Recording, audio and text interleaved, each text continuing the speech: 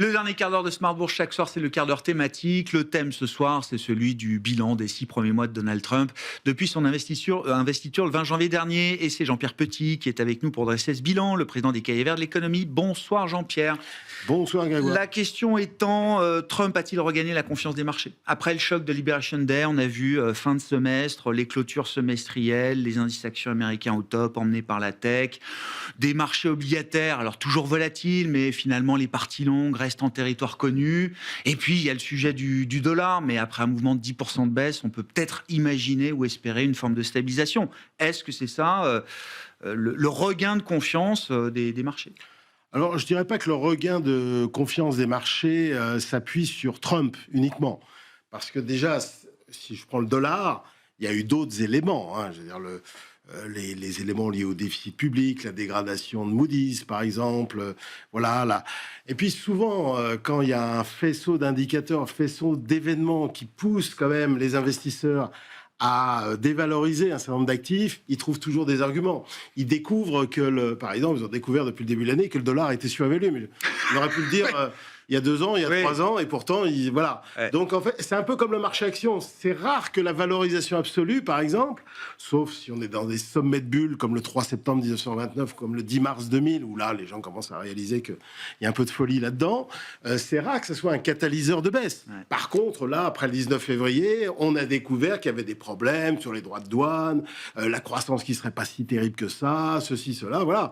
Et donc, c'est un faisceau de facteurs qui explique la consolidation. Alors, tu disais juste avant la confiance des marchés. Alors, la confiance des marchés, elle est revenue sur le marché action. Mais sur le marché action, c'est pas seulement les non-résidents, c'est aussi les résidents qui ont fait ça. Là où la défiance à l'égard de l'Amérique, on va dire, là, ce qu'on appelle la fin de l'exceptionnalisme américain, elle s'est réalisée principalement sur le dollar. C'est normal, puisque par définition, la devise, ça fait intervenir beaucoup de résidents et de non-résidents. Donc alors que le marché action, le marché obligataire, lui... Très retail, en plus, aux États-Unis. Voilà, exactement. Beaucoup plus que chez nous. Ouais. Donc c'est moins le cas. Et d'ailleurs, on le voit sur le dollar encore aujourd'hui. Je dirais pas que ça se creuse, mais ça se maintient. Bon, il y a un exemple, enfin nous, il y a une illustration particulièrement frappante, c'est que bon, si je prends sur 10 ans ou sur 20 ans, on a une corrélation correcte de 0,6-0,7 entre l'écart de taux 2 ans, oui. les États-Unis et l'Allemagne, et l'euro-dollar. Bon, là ça marche plus. Ben non, ça marche plus, parce que l'écart de taux 2 ans, il suggérerait un euro-dollar à 1,08, 1,09, 1,07, enfin dans ces eaux-là. Or, on est bien installé à 1,17 aujourd'hui, autour de 1,17. Et cette corrélation, elle est cassée définitivement ou non, pour longtemps? On ne peut pas dire définitivement. D'autant qu'on l'a déjà vu dans le passé. Moi, je le signale souvent, les gens qui me disent « Ah, c'est la fin, il faut revenir sur l'Europe, c'est la fin des États-Unis, c'est plus une démocratie, c'est la mort. » Enfin, voilà. Les grands discours prophétiques, ça, là, je me méfie, comme ceux qu'on a entendus Covid, ceux qu'on a entendus quand Giorgia Meloni a été élue en octobre 2022. Entre l'exceptionnalisme et le misérabilisme américain, il y a un entre-deux quand même. Oui. On l'a connu en 87. Moi, je l'ai bien connu, parce qu'il y a eu une triple correction. Alors, dans des temps différents, mais à la fois sur le compartiment obligataire. Alors d'abord sur le dollar, puisqu'il y avait déjà un mouvement de baisse du dollar qui avait été entamé en 85. Sur l'obligataire, il y a eu un crack obligataire en 87, il faut le savoir, avant le crack boursier, le fameux crack boursier d'octobre. Donc on a déjà vu ça. Puis au fur et à mesure que, parce que le principal driver, c'est quand même la guerre commerciale, au fur et à mesure que la thématique de la guerre commerciale va s'épuiser dans le temps, parce qu'elle va forcément s'épuiser, je pense qu'on peut dire, sans trop prendre de risques, que le point haut, c'était le 2 avril. Oui. Alors après, il y a eu le 9 avril. Et là, ensuite, le climax de la menace, c'était le 2 avril. Voilà. D'accord. Alors là, ce qu'on voit, c'est que Donald, il n'aime pas qu'on l'appelle taco, manifestement.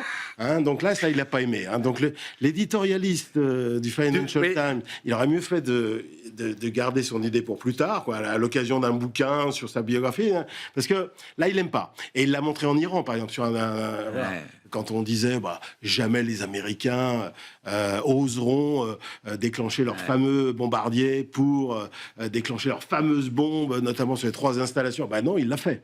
Et c'est pour la première fois. Et donc sur le cuivre, là, c'est pareil. Il n'y a pas que le cuivre. Il y a Lula qui s'est fait avoir Bien aussi. sûr, Lula, il a pas trouvé mieux que de sortir une déclaration totalement standard, si je puis dire, contre Trump. Là, il s'est pris 50%. D'accord. Donc il va falloir Et c'est normal que le marché... pourquoi le marché ne bouge pas? Est-ce que c'est que le marché ne croit plus Trump, qu'il y a une vraie démonétisation totale de sa parole, ou est-ce que le marché action, notamment, est occupé à autre chose? Non, alors, ce qui est extraordinaire, c'est que le marché a un peu surréagi quand même par rapport au 9 avril et tout ça, puisqu'il a retracé la chute, la baisse entre le 19 février et le 8 avril, quand même, qui était de 19%. C'est un quasi bear market. Oui. Retracer un marché baissier de 20%. Ouais. Ah non, ça n'existe pas. J'en ai vu aucun. Oui. La moyenne, c'est 14 mois. Donc, déjà, c'est. Alors que l'environnement était déjà pas extraordinaire au niveau macro, croissance. Alors, il n'y a pas de récession, ça c'est sûr. C'est probable, on va dire très probable qu'il n'y ait pas de récession, mais la croissance, elle va tourner autour de 1,5% environ. Donc, si je prends la moyenne du premier semestre, on avait un léger négatif. Oui. Au T1, on va rattraper au T2. Voilà, mais on va tourner autour de 1,5 sur la conso, t'es à 1,5 max. Donc, on ralentit quand même. D'accord. Donc, tu n'as pas tellement de soutien de la macro. Les BPA ont été corrects, mais ce n'est pas non plus extraordinaire. La Fed, alors les gens... Aujourd'hui, price, 2 baisses de taux, c'est presque un peu ambitieux. Donc, il risque pas d'y avoir beaucoup de soutien du point de vue de la Fed. La Valo, alors si je prends un indice composite équipondéré de 6 indicateurs de valorisation absolue, que tout le monde connaît, les PER, les machins comme ça, on est quand même à 1,8 écart type au-dessus de la moyenne. On peut pas dire qu'on est dans... La prime de risque est basse, puisque finalement, les taux ont un peu baissé, mais pas énormément. Donc, on n'a pas streaming buy, non, oui. Et puis là, maintenant, on a les droits de douane. Bon, et pourquoi le marché ne bouge pas? Parce qu'il est certain, il est à peu près certain qu'il va y avoir des concessions. D'accord. Alors après, le problème, c'est que les conséquences des droits de douane sur la macro réelle et sur l'inflation, on les a pratiquement pas vues. Et ça va mettre encore plus de temps que ce qu'on imagine. Si la date d'application, c'est le 1er août, on va encore attendre. Alors, oui. Les entreprises ont continué de faire des stocks, d'anticiper. Non, beaucoup moins qu'au T1. Beaucoup moins qu'au T1, parce que on est déjà habitué. Il y a l'effet d'accoutumance. Et puis, alors, il y a plein de dossiers. Alors, il y a des dossiers, par exemple, tous les produits sous l'empire de la section 232, comme la pharmacie. Oui. Là, pour l'instant, il a annoncé 200%. Semi-conducteurs aussi, je crois. Les semi-conducteurs, le bois, un certain nombre de produits. On va attendre. Sur la Chine, la deadline, c'est au mois d'août. C'est pas le 1er août. Enfin, c'est à la mi-août. Oui. Pour les 90 jours pour la Chine. Ça tombe mi-août. Voilà. Et puis, il y aura 13, probablement. Même le 1er août, on n'aura pas tout résolu. Mais c'est un risque en baisse. Le risque commercial partant du climax de avril est quand même en baisse. Mais le marché n'a rien vu du point de vue des conséquences macro et micro, je pense. Et donc, c'est pour ça qu'il faut rester prudent, compte tenu de ce que j'ai dit tout à l'heure. En plus, la saisonnalité pas terrible. Donc il va falloir remettre à prix à un moment sur la réalité de ces tarifs. Et je le pense. Et à 6300 points sur le S&P, c'est pas ce qu'on est en train de faire. Et ça me paraît un peu difficile, compte tenu de tous les fondamentaux, avant qu'on ait des bonnes surprises. Alors, il y a le géopolitique qui vient... Alors, est-ce que le risque géopolitique baisse aussi là, à la fin de ces 6 premiers mois de Donald Trump? Je pense que oui, quand même, dans l'ensemble. Sur l'Iran, on va revenir d'abord, parce que sur l'Iran, on ne sait même pas quel est le degré de dommages véritablement subis par les installations nucléaires. On ne sait même pas qui gouverne l'Iran aujourd'hui, compte tenu du fait que très certainement le guide suprême est affaibli. Déjà, il a 86 ans. Il a mis en place sa propre succession. Il est totalement décrédibilisé sur les dernières années, depuis le 7 octobre 2023. On va négocier, mais négocier quoi? Parce que le problème, c'est que la question, c'est plus l'enrichissement de l'uranium. La question, Israël va probablement demander beaucoup plus. Et pourquoi pas la reconnaissance de l'État d'Israël par la République islamique. Donc, il faut voir ça comme une pause pour l'instant. Oui, pour l'instant, je le vois comme une pause. Sur l'Ukraine, on va voir, parce que là, il y a eu des hauts et des bas, etc.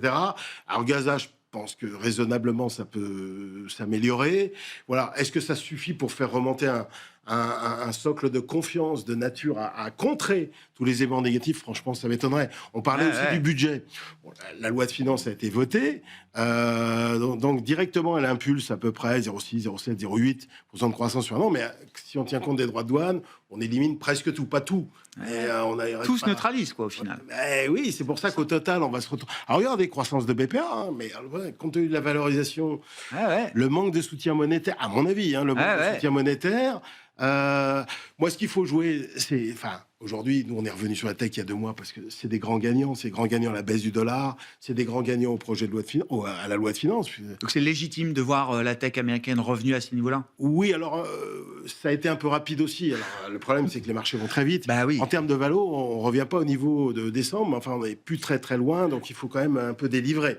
Mais c'était une bonne idée de revenir. Mais maintenant, je conseillerais d'un petit peu d'alléger. Mais voilà, tous les marchés émergents ont aussi gagné parce que finalement la baisse du dollar, un certain nombre de marchés émergents sont très gagnants à la baisse du dollar. Pas seulement l'equity, aussi la dette émergente également qui a bien bien performé. Qui a bien performé. Donc faut jouer ses opportunités, quoi. À chaque fois. Et puis en Europe, c'est autre chose. Small en cap Europe, voilà, parce que il faut jouer. Ah bah oui, nous on joue depuis. C'est parti, c'est un vrai départ là. Un vrai, on ne sait pas jamais combien de temps. Il y a eu beaucoup de faux départs. Oui. Mais là, on a quand même depuis fin février, je crois, la surperformance. Donc ça commence à devenir sérieux. Puis surtout, ça a des fondamentaux. On a déjà encore une décote moyenne, alors que historiquement, on a une prime de 15%. Enfin, voilà, alors décote se réduit un peu, mais enfin quand même. Il reste beaucoup à faire. Et puis surtout, les small caps, c'est plus immune bien sûr. à la hausse de l'euro et aux droits de douane. Donc par définition, tu peux gagner là-dessus. Surtout les small caps d'Europe du Sud, que nous, on avait préconisé, l'Italie et l'Espagne. C'est la grande revanche du Sud, tant sur l'equity que sur la dette. Là, c'est assez manifeste. Peut-être qu'il faudra commencer à regarder à nouveau les small caps allemandes, parce qu'il se passe des choses quand même plutôt sympas au plan budgétaire. Voilà, donc oui, il y a des poches d'opportunités quand même encore à exploiter dans ces marchés. Traînent un peu partout, voilà. Mais acheter de l'ETF, MSCI World All Countries, c'est plus la bonne stratégie aujourd'hui. Franchement, ça me paraît un peu trop risqué par rapport à l'espérance objective de rentabilité. Un dernier mot, il nous reste 2 minutes, Jean-Pierre. Stabilisation des marchés obligataires. Alors, il y a les États-Unis, il y a la France. Moi, ce qui m'a intéressé, c'est le moment Reeves au Royaume-Uni. 3 ans après la crise du mini-budget, le départ en 1 semaine ou 8 jours de Liz Truss. Dès qu'un gouvernement laisse penser qu'il s'écarte un peu de son narratif macro d'orthodoxie budgétaire, en l'occurrence concernant le gouvernement travailliste de Keir Starmer, ça peut très vite partir en vrille. Ah oui, bien sûr. Nous, la grande chance qu'on a par rapport au Royaume-Uni, c'est qu'on a la protection allemande. Voilà, c'est ça qui fait la grande différence, parce que sinon, ça fait, je pense, belle lurette qu'on serait retrouvé en grosse difficulté. D'ailleurs, les États-Unis aussi, ça commence un petit peu dans l'exceptionnel, dans la fin provisoire de l'exceptionnalisme américain. Il y a un peu de ça aussi. D'ailleurs, je pense, si on se projette sur le moyen terme, à 5 ans, 10 ans, je pense que s'il y a bien un pays qui devra remonter les impôts, et pourtant, je ne suis pas un grand fan des impôts. Mais ils ont de la place, quand même. Mais ils ont de la place. Recettes publiques en pourcentage du PIB, 32%. Nous, on a 52%. C'est après Trump qu'on fera ça. Oui, mais voilà, on attendra un petit peu. En général, c'est les administrations démocrates qui... Mais ça veut dire que dans cet intervalle, la découverte des prix est encore en cours sur ces marchés. Les primes de terme, notamment, ce phénomène-là de reconstitution des primes de terme, n'est pas totalement terminé encore aujourd'hui. En fait, ce qui monte, c'est le taux réel, en fait, fondamentalement, à cause des besoins de financement qui explosent. Et ça, c'est un sujet pour la Banque centrale. Et je pense... Parce que finalement, même si tu mets les taux directeurs à 0... je pense que les taux longs resteront assez élevés. Donc, le mouvement de pontification n'est probablement pas terminé, notamment en Europe, puisque la BCE va certainement baisser plus les taux qu'on le pense généralement, notamment à cause de la dégradation des conditions financières. Donc, après, est-ce que les taux réels actuels sont soutenables avec non seulement la croissance potentielle, mais également l'explosion des besoins de financement liés à la transition énergétique, géopolitique, numérique, démographique. Je connais la réponse que tu apportes depuis longtemps. Voilà, les taux réels devront rebaisser. Et le seul acteur qui soit en mesure de faire baisser durablement les taux réels et les faire éventuellement passer en territoire négatif, c'est la Banque centrale. La répression financière est encore là et nous accompagnera encore. Oui, j'aime pas le terme répression. Mais c'est pas une répression. Enfin, c'est de la politique. Politique monétaire, et parce qu'on en a besoin. Donc on va arrêter les resserrements de bilan, là, déjà. Ça, c'est déjà sur la feuille de route. Il y a des petits trucs qui se passent. Par exemple, là, bon, je ne vais pas rentrer trop dans la technique, mais la réforme de le SLR bien sûr. Aux États-Unis. Bien sûr. Ça ressemble un petit peu à ce qu'on voyait après Lehman. Mais une banque américaine, ça reste une banque privée. Enfin, je veux dire, si elle n'a pas envie d'acheter de treasuries, est-ce qu'elle ira quand même le faire parce qu'on lui a donné la possibilité de le faire? Incité quand même à le faire. Enfin, il y a 2 incitations dans la réforme. à la fois libérer un peu de capital, L'espace. donc voilà, pour aller vers les crédits risqués parce que ça rapporte plus, mais le buffer était relativement ne favorisait pas en soi directement les treasuries, les actifs non risqués. Là, on neutralise un peu plus le truc. Donc il y a une incitation quand même à y aller. Mais ils ont d'autres idées. Hein, ils ont d'autres idées. Si jamais ça marche pas, donc voilà. Et ça veut bien dire ce que ça veut dire. C'est-à-dire qu'il y a une prise de conscience chez les élites qu'il faut commencer à réfléchir à la question. Qu'il va falloir trouver de nouveaux acheteurs marginaux de treasuries aujourd'hui. Surtout que sur les banques, ça avait beaucoup progressé après Lehman, mais depuis 5 ans, ça stagne. Ça peut être 13% dans le bilan des banques américaines. Dans le bilan des GSIB, enfin, parce que c'est les GSIB, hein, les banques systémiques, qui vont être touchées, et elles pratiquent presque les 2/3 des actifs bancaires. Merci Jean-Pierre. Jean-Pierre Petit qui était avec nous pour conclure ces 6 premiers mois de Donald Trump à la Maison-Blanche, le président des Cahiers Verts de l'économie.